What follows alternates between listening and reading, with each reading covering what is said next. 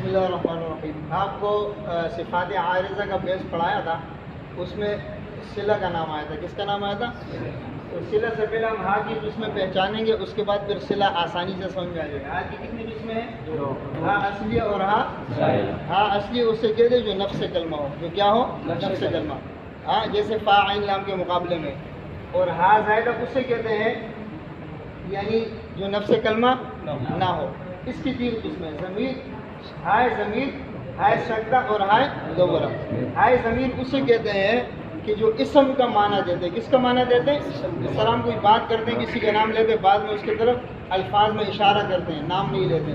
اسی طرح انہ علی کل شیء قدیر ہو گیا, یعنی انہ یہ ہو ضمیر کا مرجع ہے, لفظ اللہ ہے یعنی اللہ تعالیٰ ہے اس کا مرجع. تو اسی طرح جو ہے نا کیا نام ہے, اس کو کیا کہتے ہیں؟ ضمیر. اور ہم بیس بھی ضمیر سے کریں گے. کس سے کریں گے؟ دوسری قسم جو ہے نا ہائے سکتہ ہے. کیا ہے ہائے سکتہ؟ یہ ہے کہ کلمے کی آخری حرف کو ظاہر کرنے کے لیے ہائے سکتہ آتے ہیں. کلمے کے آخری حرف کو ظاہر کرنے کے لیے لم یتسنہ, یہ ہائے سکتہ یہ منہ کو جو ہے نا کیا نام ہے ظاہر کرنے کے لیے.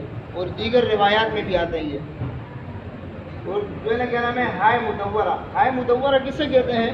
یعنی وہ ہاں جو بولتا وقف کی حالت میں ہاں ساکنہ سے لگی ہو, جنتوں سے. بات سمجھ میں آ رہا ہے؟ ہمارا بیس جو ہے وہ ہائے ضمیر سے. کس سے؟ ہائے ضمیر کے اندر دو باتیں. کتنی باتیں؟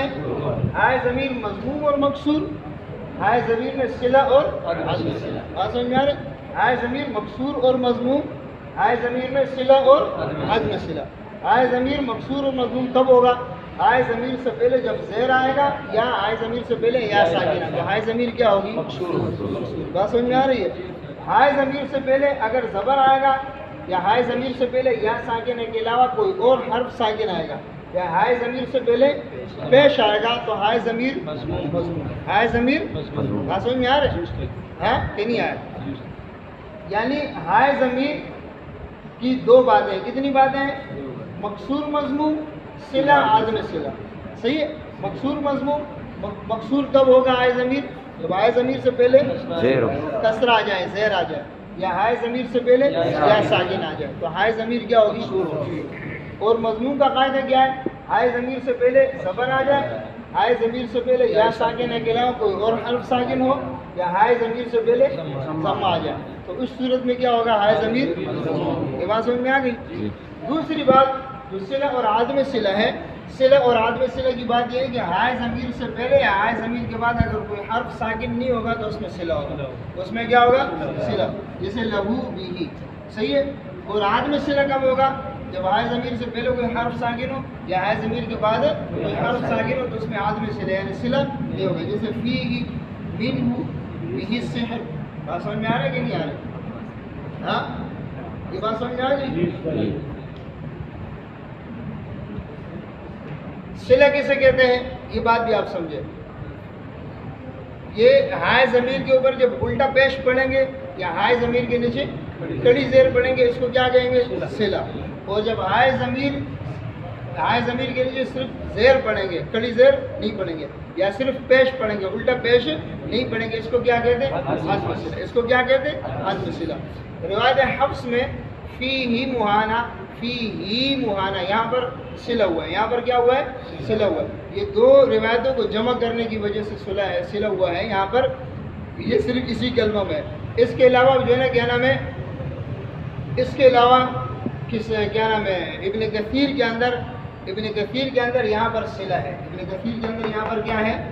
یعنی اس میں کوئی حرف ساکن ہو یا متحرک ہو, لیکن بعد میں ساکن نہ ہو.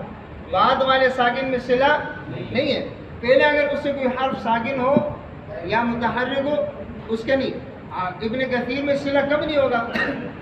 جب ہائے ضمیر کے بعد کوئی حرف ساکن ہوگا تو صلہ نہیں ہوگا. اگر ہائے ضمیر کے بعد کوئی حرف ساکن نہیں ہوگا, اس سے پہلے کوئی حرف ساکن ہو, تب بھی صلہ ہوگا, تب بھی صلہ ہوگا.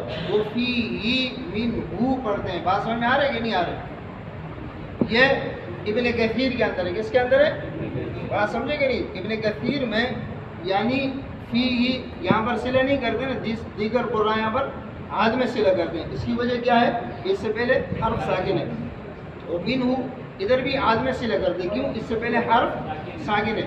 لیکن ابن کثیر ہائے ضمیر سے پہلے ساکن آ جائے تب بھی وہ صلہ کرتے ہیں، ہائے ضمیر کے بعد اگر کوئی حرف ساکن ہو تو ابن کثیر اس میں صلہ نہیں کرتے۔ بات سمجھ میں آ رہی ہے کہ نہیں آ رہی ہے؟ تو یہ جو ہے نا کیا نام ہے، صلہ اور عدم صلہ کیا ہے، تمام روایات کے اندر ابن کثیر کے علاوہ اگر اس سے پہلے کوئی حرف ساکن نہ ہو، اس کے بعد کوئی حرف ساکن نہ ہو تو صلہ ہوگا، اگر اس کے پہلے کوئی حرف ساکن ہو یا اس کے بعد کوئی حرف ساکن ہو تو صلہ نہیں ہوگا۔ بات سمجھ میں آ رہا ہے؟ ابن کثیر کا میں نے آپ کو بتایا کہ ابن کثیر میں اگر اس سے پہلے کوئی حرف ساکن ہوگا تو صلہ ہوگا، بعد میں کوئی حرف ساکن ہوگا تو صلہ نہیں ہوگا۔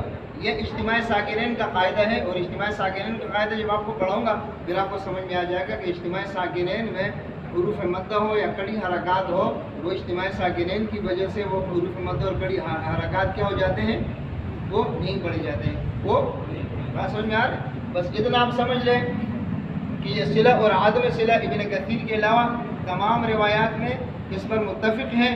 ہاں، اور شاذہ جس طرح جنہیں کیا نام ہے، شاذہ تو نہیں کہیں گے اس کو، جس طرح حفص نے فی ہی مہانہ ادھر صلہ کیا ہے تو یہ ان کو روایتاً اسی طرح صلہ ملا ہے، روایتاً اسی طرح صلہ ملا ہے۔ اس کے بارے میں جو انہوں نے دلیل دی ہے قرآن، وہ کہتے ہیں کہ جمع بین اللغتین، یعنی دو لغتوں کو جمع کرنے کے لیے یہاں پر صلہ کیا ہے۔ یہ تو مطلب ایک دلیل دیتے ہیں، لیکن اصل کیا ہے کہ روایتاً ان کو اسی طرح ملا ہے، روایتاً ان کو اسی طرح ملا ہے۔ اور اس کے علاوہ جو ہے نا کیا نام ہے، دیگر قراء جو ہیں وہ عدم صلہ کب کرتے ہیں، جب اس سے پہلے یا اس کے بعد کوئی حرف ساکن ہو، صحیح ہے۔ ابن کثیر کب کرتے ہیں، جب بعد میں کوئی حرف ساکن ہو تو عدم صلہ کرتے ہیں، پہلے کوئی حرف ساکن ہو یا متحرک ہو وہ صلہ کرتے ہیں۔ وہ کیا کرتے ہیں، صلہ کرتے ہیں۔ اللہ تعالیٰ اس پر عمل کرنے کی توفیق دے۔